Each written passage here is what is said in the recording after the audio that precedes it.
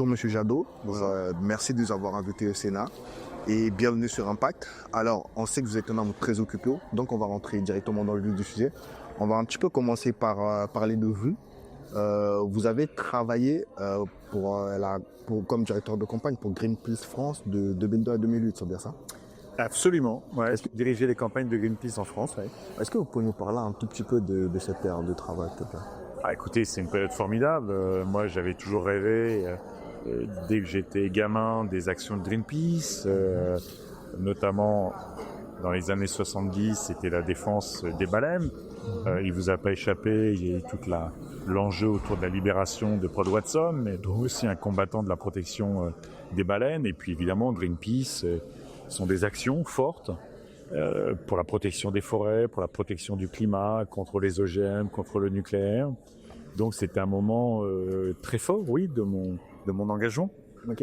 Alors, comme vous venez de le dire, depuis tout petit, vous rêviez de travailler pour Greenpeace. Mais qu'est-ce qui a réveillé chez vous cette conscience écologie? Alors moi, je suis né dans l'Aisne, dans un petit village, et j'ai eu la chance d'avoir des parents qui adoraient la nature. Donc on allait beaucoup, vivait à la campagne, et puis on se baladait beaucoup en forêt. Et, des parents qui m'ont fait aimer la nature, et j'allais dire ma volonté de protéger l'environnement, c'est d'abord de protéger le beau de la nature. Et puis plus âgé, après mes études, j'ai eu la chance de vivre et de travailler au Burkina Faso d'abord, puis après pendant 2 ans aussi au Bangladesh. Et j'ai vu à quel point les vies dépendaient de la nature. Dans le Sahel, s'il manque une pluie, ça peut être la famine.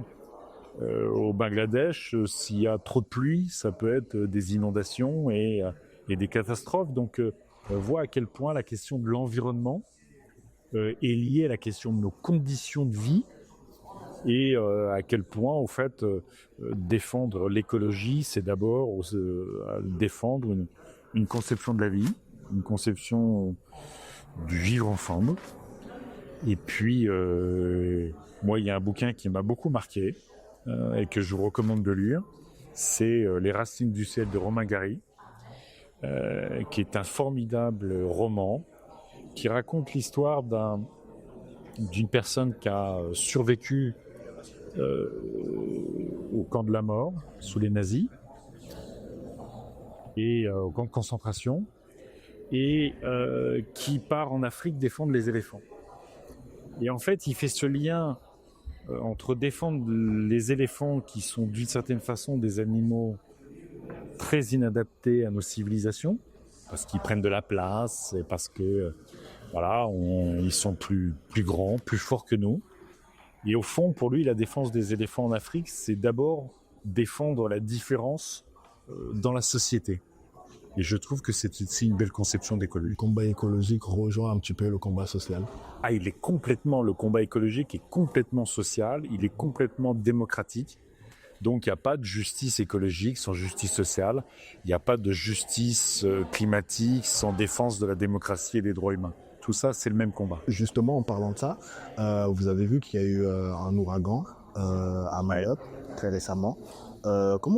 Qu'est-ce que vous pensez de la réaction de notre nouveau Premier ministre? Écoutez, elle est assez indigne, en fait. Il y a un sentiment profond chez nos compatriotes ultramarins d'être des citoyens de seconde zone, maltraités par la République, trop souvent oubliés par la République. Et quand on voit le niveau de pauvreté, quand on voit le niveau des services publics, quand on voit le niveau de chômage chez nos compatriotes ultramarins, ils ont raison de considérer que la République les traite mal. Et là, on a un Premier ministre qui ne participe même pas pleinement à ces cellules de crise, qui préfère aller diriger son conseil municipal à Pau. Donc ça ne peut que renforcer ce sentiment qu'il y a pour une partie de ceux qui nous gouvernent, au fond, une forme de mépris de l'outre-mer et des ultramarins. Et puis, quand vous ajoutez à la réaction du Premier ministre la réaction sur place du ministre de l'Intérieur, Bruno Retailleau, disant qu'en fait le principal problème à traiter c'est celui de l'immigration, alors qu'on a encore potentiellement des centaines, des milliers de personnes dont on n'a pas découvert les corps, qui potentiellement sont encore vivants. C'est absolument indigne en fait. C'est toujours les fantasmes, les obsessions d'un certain nombre de personnes qui finalement veulent toujours faire le tri, même dans le chaos, même dans la dévastation, même dans la réponse humanitaire qu'on doit avoir, qui veulent faire le tri entre les Français et les étrangers. Et là aussi, c'est indigne.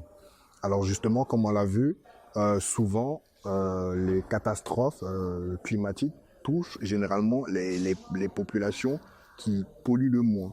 Et c'est ce qu'on a vu avec Mayotte. Et avec le temps, si on n'arrive pas à combattre cette catastrophe climatique, en fait, il y aura de plus en plus de catastrophes de ce genre-là. Donc, comment on fait pour se préparer à l'arrivée de ces catastrophes-là? Déjà, vous avez raison de rappeler que ce qui s'est passé à Mayotte est aussi lié, très probablement, on attend l'avis des scientifiques, au dérèglement climatique, du fait de la température très élevée de la mer, dont on connaît les conséquences. C'est lié au dérèglement climatique, qui est d'avoir des cyclones, pas forcément plus nombreux, mais plus dramatiques et plus puissants. Et vous avez raison de rappeler que c'est toujours les populations les plus vulnérables, celles qui contribuent le moins au dérèglement climatique, qui sont les premières victimes. Les zones qui deviennent inhabitables dans nos pays, mais un peu moins, mais dans les pays du Sud, parce qu'il va y avoir plus de sécheresse, plus de canicule, des inondations encore plus violentes. C'est évidemment ceux qui sont les plus fragiles socialement. Là, on l'a vu, notamment dans les bidonvilles, des populations qui sont déjà dans des états sanitaires, sociaux, économiques très difficiles, et qui évidemment ont été les premières victimes du dérèglement climatique. Donc ça veut dire qu'en fait, pour nous écologistes, les populations les plus fragiles, les populations les plus vulnérables doivent être les premières bénéficiaires de la transition écologique. Quand on se bat évidemment contre l'élévation de la température mondiale, c'est pour éviter qu'il y ait de plus en plus de zones qui deviennent inhabitables. Mais c'est aussi se battre pour ce qu'on appelle aujourd'hui l'adaptation au dérèglement climatique.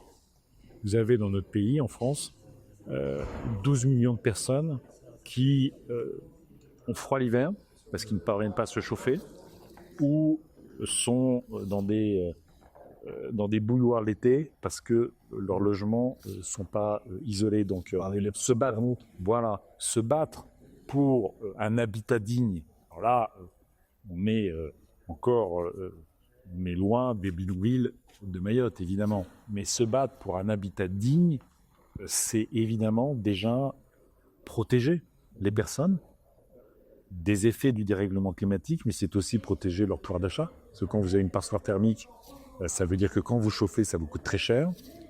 C'est la santé. Et moi, pour avoir évidemment discuté avec beaucoup d'habitantes et d'habitants des quartiers populaires, comme on dit, la question de la santé liée aux mauvaises conditions d'habitat, et c'est très fort pour les enfants. C'est la question de la mobilité. Offrir des transports en commun, offrir des transports le plus souvent gratuits, ou des moyens de mobilité quand il n'y a pas de transport collectif pour les habitants, c'est aussi leur donner la capacité à se déplacer pour trouver du boulot, ou pour aller au boulot, pour aller au club de foot, pour aller faire des courses, ou pour aller vers des services publics qu'on veut de proximité. Quand on se bat pour une alimentation de qualité, c'est aussi pour la santé de tout le monde. Donc, notre justice sociale, c'est la volonté de faire des plus fragiles, qui, vous avez raison, contribuent le moins au désastre écologique, mais c'est d'en faire les premiers bénéficiaires. Il n'y a que comme ça qu'on arrivera à convaincre, en fait, de la nécessité de se transformer. Sinon, si on n'embarque pas les classes populaires, les classes moyennes, c'est un combat perdu d'avance, parce qu'il y aura toujours les lobbies qui de toute façon bloqueront tout. Vous avez été député européen Ouais. de 2009 à 2023. Ouais. D'ailleurs, vous êtes devenu sénateur très récemment. Je vais vous poser une question par rapport à ça, ça Ouais. arrive. Mais pendant cette période, est-ce que vous avez porté des projets et des textes au Parlement européen qui vous ont particulièrement marqué? Est-ce que vous pouvez nous en parler, s'il vous plaît? Ouais, alors bon, j'ai été un des principaux combattants au Parlement européen des accords de libre-échange, que ce soit à une époque avec les États-Unis ou avec le Mercosur, bien sûr, parce que ça fait plus de 25 ans qu'il est en négociation. Parce que typiquement, l'accord du Mercosur, c'est à la fois parce que c'est plus d'importation, enfin plus d'exportation pour les pays du Mercosur, notamment le Brésil et l'Argentine, de soja, de viande bovine, de sucre, d'éthanol. Et tout ça se fait à la fois par la destruction de l'Amazonie, mais aussi au détriment des paysans du Brésil et de l'Argentine, parce qu'en fait, ce sont des grands propriétaires qui absorbent, y compris qui prennent les terres des petits paysans, qui prennent les terres des peuples autochtones de l'Amazonie, et tout ça crée de la pauvreté aussi dans ces pays-là. Mais évidemment, en important du soja ou de la viande bovine qui utilisent des antibiotiques, qui utilisent des hormones de croissance, qui utilisent des pesticides qu'on interdit chez nous, c'est aussi tuer la paysannerie chez nous. Mais en fait, ces accords de libre-échange, c'est à la fois plus de dérèglement climatique, mais c'est aussi la mondialisation de la disparition des paysans chez nous, mais chez eux aussi. Au profit de l'agro-industrie, au profit de l'agrochimie, au profit de l'agroalimentaire, mais certainement pas au profit de notre santé, du climat et de la justice sociale. Et puis il y a eu un combat qui m'a marqué, qui peut paraître, j'allais presque dire anecdotique, mais qui dit comment on doit travailler. Il y avait ces dernières années ce qu'on appelle la pêche électrique. Il y a des grands navires industriels néerlandais qui venaient pêcher sur nos côtes, et ils pêchent en envoyant de l'électricité dans le sable. Donc ça détruit à peu près tous les poissons, mais ça fait remonter les sols, et ils pêchent comme ça. Sauf que ça se fait au détriment évidemment de tous nos pêcheurs amis, y compris les petits pêcheurs. Et ce combat-là, on l'a gagné au Parlement européen avec les pêcheurs. C'est ça que j'aime bien, c'est-à-dire qu'à la fois on défend évidemment la protection de la biodiversité dans ce cas-là, mais on le défend avec aussi les professions qui vivent de cette biodiversité. En intégrant pleinement les individus touchés par... Exactement. Donc en fait, on fait de l'économie, on fait du social et pas simplement de la protection de l'environnement. Et moi, les combats que j'aime mener, que j'ai toujours voulu mener au Parlement européen comme au Sénat, comme avant, c'est de le faire avec les populations victimes de cette prédation environnementale. Encore une fois, il n'y aura pas de justice environnementale s'il n'y a pas de justice sociale. Alors, c'est bien d'essayer de faire changer, de faire des changements au niveau national, mais est-ce que les grandes décisions écologiques doivent être prises au niveau de l'Europe pour avoir une forme d'harmonisation dans toute l'Europe pour que ce soit plus efficace? Alors, vous avez parfaitement raison, y compris parce que souvent les questions environnementales sont une compétence européenne. Là, par exemple, aujourd'hui, on vient de gagner contre des méga-bassines, vous savez, ces énormes réserves d'eau qui veulent faire notamment en Aquitaine, en allant prélever les dernières gouttes d'eau des nappes phréatiques pour irriguer du maïs, au détriment des paysans locaux, au détriment évidemment de la biodiversité, au détriment de l'usage de l'eau potable. Et c'est grâce à une loi européenne de protection des habitats écologiques que ces bassines ont été déclarées illégales. Et donc l'Europe a toujours été en avance d'ailleurs sur la France en matière de protection de l'environnement. La France est régulièrement montrée du doigt par l'Europe pour ne pas protéger assez la santé et des pollutions, notamment par exemple du diesel, des émissions de particules. La France est montrée du doigt pour ne pas développer assez les énergies renouvelables, pour ne pas investir assez dans l'efficacité énergétique. On a parlé de la rénovation, l'isolation des logements, pour utiliser trop de pesticides, pour trop chasser. Donc heureusement qu'on a le cadre européen, parce que c'est un cadre qui pendant longtemps, j'allais dire, a été un peu à l'abri des lobbies qu'il y avait dans les différents pays pour protéger l'environnement. Ce n'est plus le cas. Eh bien non, parce que les lobbies ont compris que c'était aussi maintenant au niveau européen qu'il fallait mettre le paquet. Et on voit là dernièrement, avec les extrêmes droites, qu'on réussit à convaincre les droites et ceux qui gouvernent, de dire au fond toutes les crises. Vous savez, aujourd'hui, comme beaucoup de ceux qui nous gouvernent ne veulent pas changer le modèle économique, parce qu'il leur bénéficie énormément. Vous avez vu, il y a de plus en plus de milliardaires dans notre pays qui sont de plus en plus riches. Donc il y a des gens qui bénéficient énormément de ce qu'apparaît pour beaucoup comme une crise économique, mais il y en a qui en bénéficient énormément. Eh bien, aujourd'hui, ils ont trouvé, vous avez qu'à suivre les discours, au départ il n'y avait que l'extrême droite, maintenant ça s'est développé à droite et chez les libéraux. Au fond, comme ils ne veulent pas changer de modèle, ils donnent en pâture à l'opinion publique 3 boucs émissaires.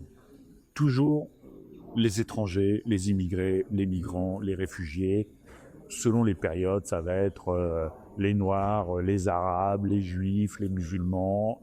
Bon, il y a toujours l'ennemi de l'extérieur et l'ennemi de l'intérieur.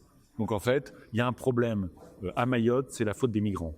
Il y a un problème de chômage, c'est la faute des migrants. Il y a un problème à l'hôpital, c'est la faute des migrants. C'est toujours la faute des étrangers. C'est malheureusement aussi triste que l'humanité et aussi vieux que l'humanité. Mais ils ont ajouté à ça les 2 grands sujets qui ont monté dans les débats publics et heureusement dans la société, qui est l'égalité des droits et notamment l'égalité femmes-hommes. Et vous voyez que toutes les extrêmes droites dans le monde qui arrivent au pouvoir sont sur la logique du virilisme, de combattre les droits à l'avortement, de combattre simplement l'égalité des salaires, voilà. Et c'est quelque chose qui est arrivé aux États-Unis. Eh bien, c'est déjà aux États-Unis. Ils ont déjà remis en cause une partie de l'avortement, la Cour suprême.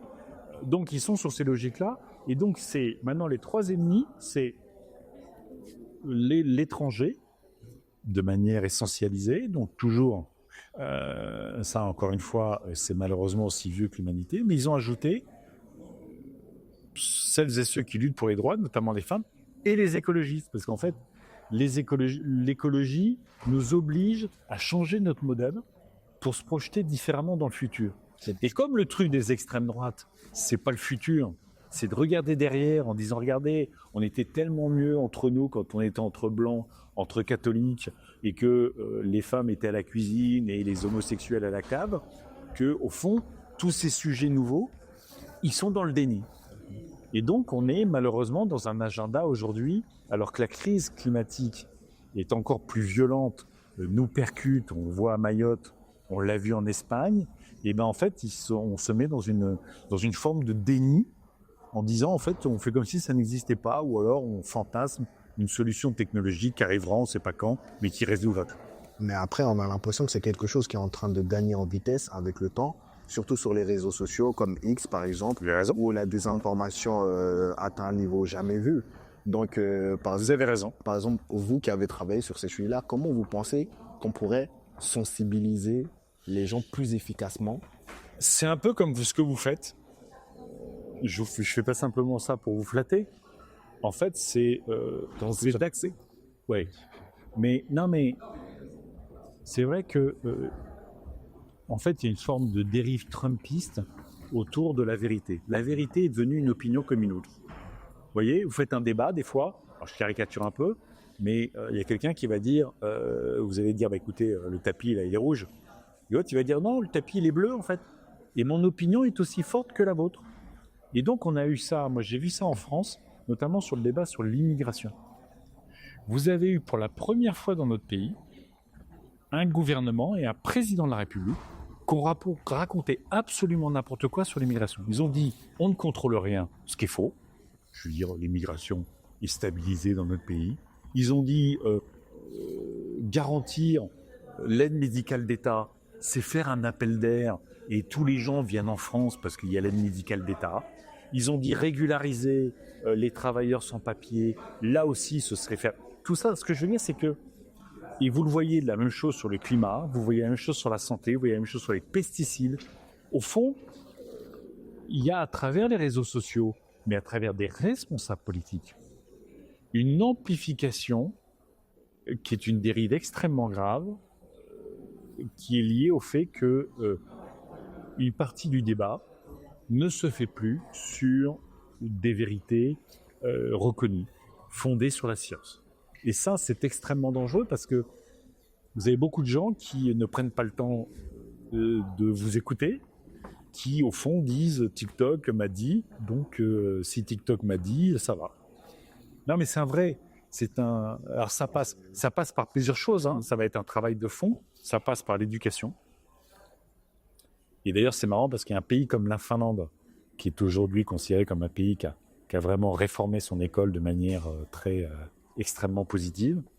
Ils l'ont fait aussi pour renforcer l'éducation, pour que des citoyens qui soient informés et qui sont capables de se défendre contre les fake news, contre le complotisme. C'est aussi encadrer les médias.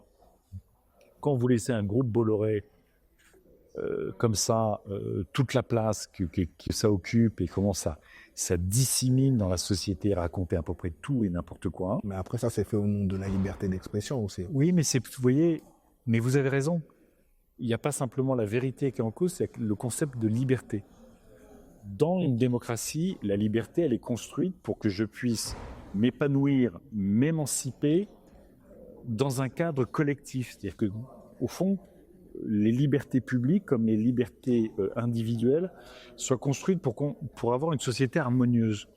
Et en fait, la liberté d'expression qui a été pensée pour dire j'ai le droit de m'exprimer dans le respect de l'autre est devenue une liberté d'expression, y compris pour dire n'importe quoi, y compris pour dire ma haine des autres.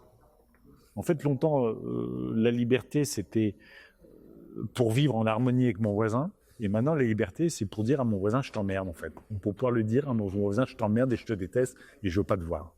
Et ça, c'est une dérive aussi de l'extrême droite qui se réapproprie la question des libertés et de la liberté d'expression pour pouvoir être raciste ou pour pouvoir dire des choses qui sont contestées par la science.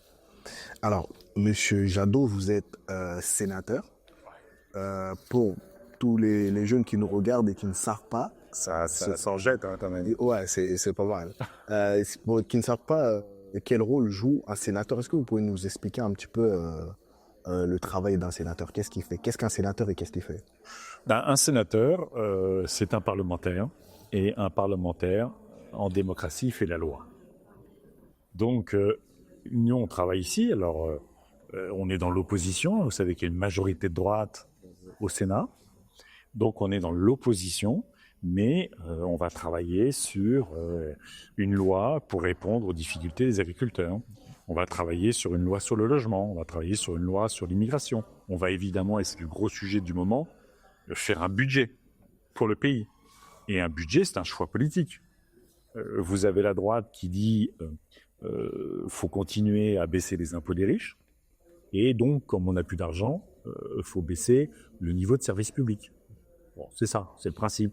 Et vous avez derrière tout un discours que vous connaissez. Les chômeurs sont devenus des fainéants. S'il y a de la pauvreté, c'est à cause des pauvres. Ceux qui touchent l'assurance maladie, et voilà, faut qu'ils remboursent moins leurs médicaments parce que est-ce que vraiment ils sont vraiment malades comme ils prétendent l'être. Bon, donc, et au fond, c'est des débats extrêmement forts dans notre société.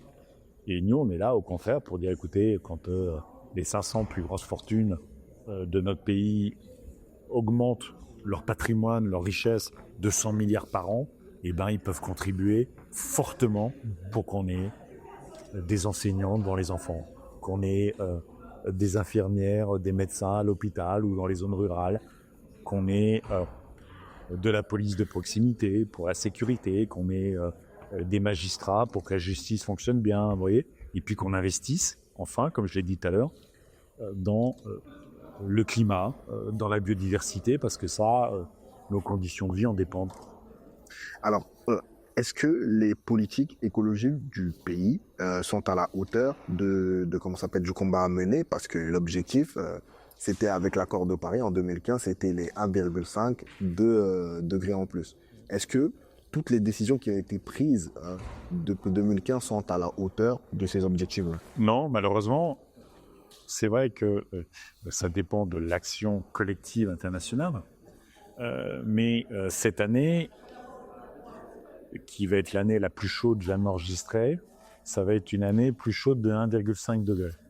Alors ça sera probablement pas un réchauffement. Enfin, il faut espérer que l'année prochaine ne soit pas 1,5 degré par rapport à la moyenne. Mais ce que je veux dire, c'est qu'il y a eu une accélération du dérèglement climatique et il est évident qu'il nous faut, particulièrement nous, pays riches, y compris la Chine, faire 2 à 3 fois plus si on veut éviter le chaos climatique. Et le chaos climatique, on n'est qu'au début.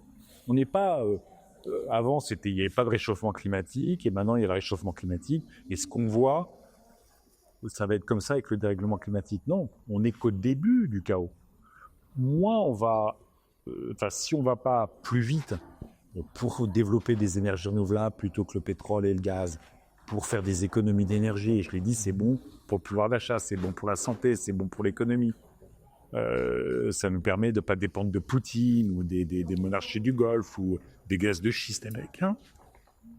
Si on n'arrive pas à faire ça, là, on va aller vers le chaos. Et donc, il nous faudrait aller 2 fois plus vite.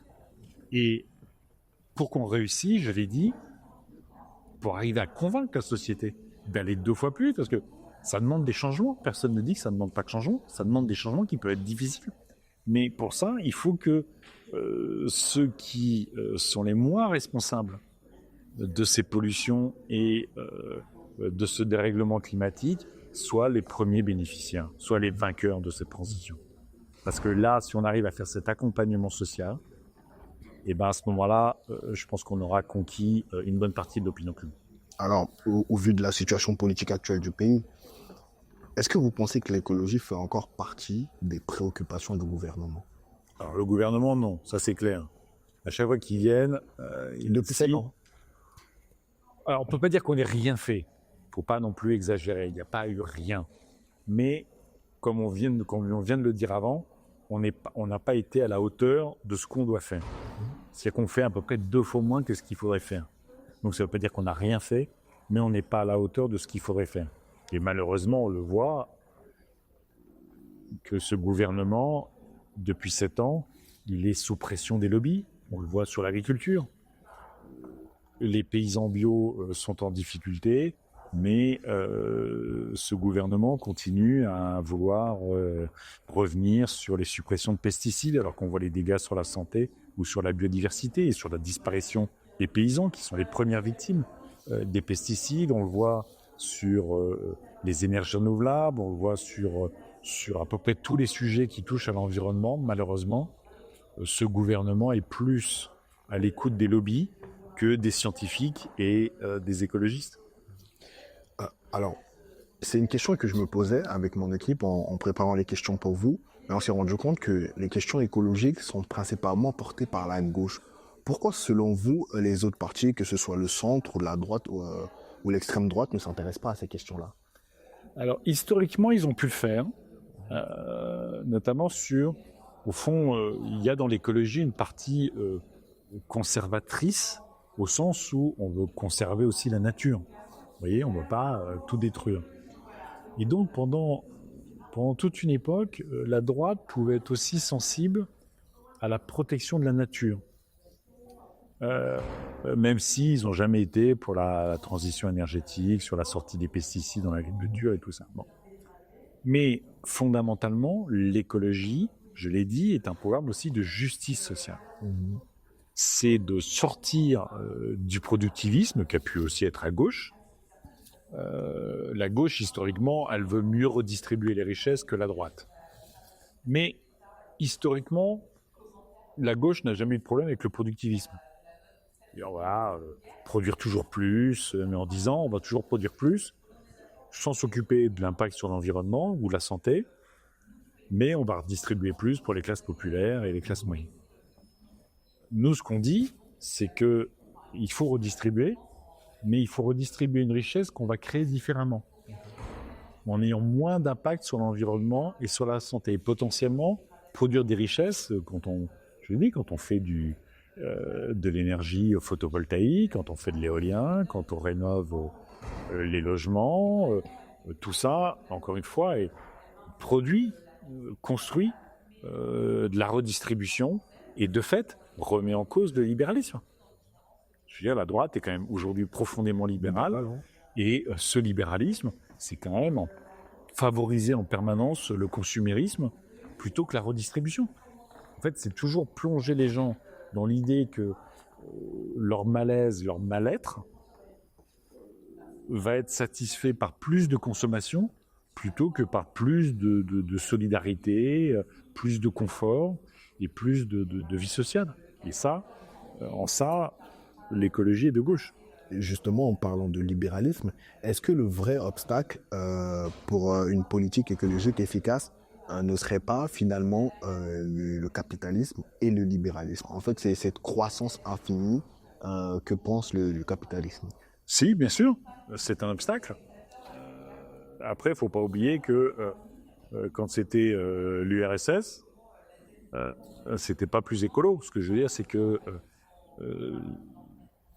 ça renvoyait plus à des questions de productivisme. Il est évident aujourd'hui que le capitalisme, qui est un modèle qui a gagné au niveau international, est construit de la prédation écologique et sociale. Le truc, c'est que une fois qu'on a dit ça, est-ce qu'on se dit, tant qu'on n'a pas fait tomber le capitalisme, il ne se passera rien? Ou est-ce qu'on se dit, toute victoire pour l'écologie, qui remet un peu en cause le capitalisme, sans le mettre sans attendre qu'il soit tombé, est bonne à prendre? Je dirais que, si vous voulez, si vous prenez les luttes sociales par exemple, si on a des congés payés dans notre pays, si on a quand même des protections sociales, des droits sociaux,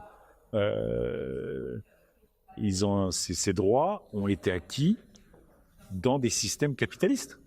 Mais on a obtenu les congés payés, on a obtenu la Sécu, donc là, quand même la santé qu'on paye avec nos impôts, mais qui est gratuite, tout le monde peut aller à l'hôpital et être soigné, quoi. C'est quand même dans un cadre capitaliste. Mais après, dans le système capitaliste, normalement, si on enlève le côté un petit peu social, tout devrait payer. Que ce soit la santé, c'est ce qu'on voit un peu de plus en plus avec, c'est le cas des États-Unis, le modèle. Non, parce que je veux dire, c'est qu'il n'y a pas un modèle capitaliste. Il y a le capitalisme à l'américaine, qui est très dur, qui permet d'une certaine façon parfois plus de mobilité sociale, mais qui est extrêmement violent aussi, et vous avez raison, des coûts pour la santé, enfin bon. Vous avez le capitalisme à la chinoise aujourd'hui, qui est une dictature, mais qui produit de la richesse, mais dans un cadre de dictature. Et puis il y a une forme de capitalisme européen, qui est aussi un capitalisme qui fonctionne beaucoup sur l'économie privée, tout ça, mais qui a aussi un cadre plus encadré du point de vue social et environnemental. Donc que le capitalisme produise par définition, puisqu'il veut accumuler en toujours plus de la prédation sociale et environnementale, c'est une évidence. Mais moi, j'attends pas la révolution pour me battre pour le climat, pour la santé, pour tout ce qu'on a raconté avant. Alors, est-ce que vous êtes anticapitaliste? Je suis sur le fond, est-ce qu'il faut sortir du capitalisme? Oui. Est-ce que il faut arrêter toute initiative privée, c'est-à-dire une économie de marché encadrée du point de vue social et environnemental? Je ne le pense pas. Un paysan bio, il vend ses produits. C'est l'économie de marché. Quand vous allez acheter un bouquin dans une librairie, vous avez un encadrement du prix du livre pour justement que... Mais il vous vend un livre. C'est de l'économie de marché. Donc moi, je suis pour une économie encadrée du point de vue social et du point de vue environnemental. Mais si c'est pas privé, ça veut dire que c'est public. Donc moi, je ne suis pas forcément pour que l'État règle toute l'économie, parce qu'on a aussi vu que l'État, notamment dans l'exemple de la Russie, quand c'était l'Union soviétique et on a l'Europe de l'Est, c'était pas plus écolo, c'était pas plus juste socialement, et c'était surtout, ça restait des dictatures. Donc il faut changer ce modèle. Mais ce que je veux dire, c'est qu'il n'y a pas de solution évidente, en fait. Il n'y a pas l'écologie, si vous voulez, il y a le fantasme des capitalistes qui dit dire au fond la somme des initiatives individuelles et de l'accumulation fait qu'à un moment donné, il y a une sorte d'intérêt général qui en ressort. Vous avez eu le modèle communiste qui a dit, en fait, on va avoir une société très égalitaire à la fin, qui s'appellera le socialisme. En attendant, on va faire la dictature du prolétariat, mais surtout qui a réussi, et c'était ça quand même en France, en tout cas dans les pays comme la France, le Parti communiste, c'était à la fois penser une fin de l'histoire avec l'égalité parfaite, et puis en même temps, c'était les combats pour qu'il y ait des réfrigérateurs, pour qu'il y ait des machins, pour qu'il y ait des trucs, pour que la vie quotidienne s'améliore. Au fond, l'écologie, et c'est peut-être une partie de sa difficulté, il n'y a pas de fin de l'histoire. Il n'y a pas, on ne raconte pas, on ne peut pas dire, voilà, quand tu auras la société écologique, ce sera exactement ça. En fait, c'est une société aussi de responsabilité, d'autonomie, de solidarité, où on construit en permanence l'avenir qu'on veut ensemble. Et c'est vrai que ce n'est pas toujours le plus simple à expliquer. Alors, vous avez déclaré être opposé à l'utilisation de l'énergie nucléaire, qui, selon Monsieur Jean-Marc Jancovici, je pense que vous le connaissez, peut être une alternative correcte aux énergies fossiles. Alors, pourquoi vous êtes opposé à cela? Parce que, alors en France, on a le nucléaire. Il est là, il sera encore là pour 20 ans, parce que voilà, c'est comme ça. On a 80% quasiment de notre électricité qui dépend du nucléaire, donc on ne va pas changer le modèle du jour au lendemain. La question, c'est est-ce que vraiment, au niveau mondial, on va réussir à lutter contre le dérèglement climatique avec de nouveaux réacteurs nucléaires dont on voit qu'il faut quasiment 15 ans pour en construire un et qui est extrêmement cher et payé par le public. Au fond, le seul sujet raisonnable qu'on devrait avoir, c'est de dire, comme on doit agir vraiment en ce moment et dans les années qui viennent sur la question de la transition écologique, la transition énergétique, pour sortir des énergies fossiles, qu'est-ce qui est disponible pour aller vite? Le nucléaire, non, parce qu'en fait, il faut 15 ans pour construire un réacteur. Donc en fait, on ne va pas attendre 15 ans pour lutter pour le dérèglement climatique, c'est la cata absolue. Les seules énergies, et en plus elles sont maintenant 2 à 3 fois moins chères que le nucléaire, c'est l'énergie photovoltaïque, c'est l'éolien, c'est la géothermie, c'est la biomasse, Mais tout ça, c'est assez paradoxal parce que la mise en place de toutes ces formes d'énergie-là est extrêmement énergivore, même le maintien de ces formes c'est d'énergie-là. beaucoup moins énergivore que le nucléaire. Le nucléaire, le nucléaire, c'est efficace à 30%. 30%, vous récupérez que 30% de la production de l'énergie produite par un réacteur nucléaire. Et puis en plus, on est quand même dans un monde complètement instable. Le nucléaire, ça a quand même été Tchernobyl, ça a été Fukushima, donc le risque d'accident est là, notamment avec des centrales qui sont de plus en plus âgées. Puis vous avez le risque de prolifération.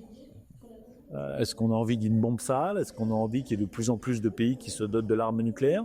Si vous voulez, les deux sont liés. Hein. Quand vous faites tourner une centrale nucléaire, à la fin, vous produisez du plutonium, c'est comme ça.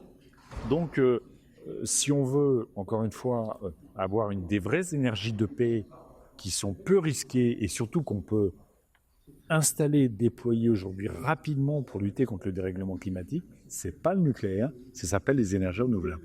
Ok. Alors, Ouais, Qui fais la photo. Dernière question. on est à combien de temps?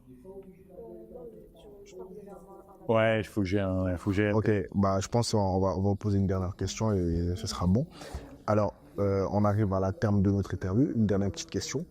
Si élection anticipée il y a, ou si en 2027, est-ce que vous vous présenterez pour les élections? Et moi, j'ai déjà fait une élection présidentielle en 2022. Je pense qu'il faut une candidate ou un candidat qui rassemble la gauche et les écologistes pour nous donner une chance. Un candidat unique pour toute la gauche? On verra. Mélenchon veut y aller, absolument. Moi, je ne conçois pas aujourd'hui de me mettre derrière Jean-Luc Mélenchon. Je pense que j'ai des vraies divergences sur les valeurs, sur la Russie, sur les questions internationales aussi, sur la façon de faire de la politique. Donc moi, je ne pense pas que, quand on regarde y compris les enquêtes, Mélenchon aujourd'hui se ferait écraser par Marine Le Pen dans le cadre d'une élection. Donc il faut quand même, on n'a pas envie de donner le pays à Le Pen. Donc je pense qu'il faut une candidate ou un candidat, j'espère que les insoumis seront derrière, qui puissent au fond gagner dans notre pays. Voilà. Et moi je veux être utile à cette victoire-là. Voilà, moi j'ai déjà fait une élection présidentielle, donc je ne me projette pas forcément comme candidat, mais je veux aider à la victoire de la gauche et de l'écologie parce que sinon, ça sera le RL. Ok, parfait. Merci beaucoup, Monsieur Jadot, de nous avoir accordé cette interview. En espérant vous revoir très bientôt sur Impact. Bonne chance. Merci.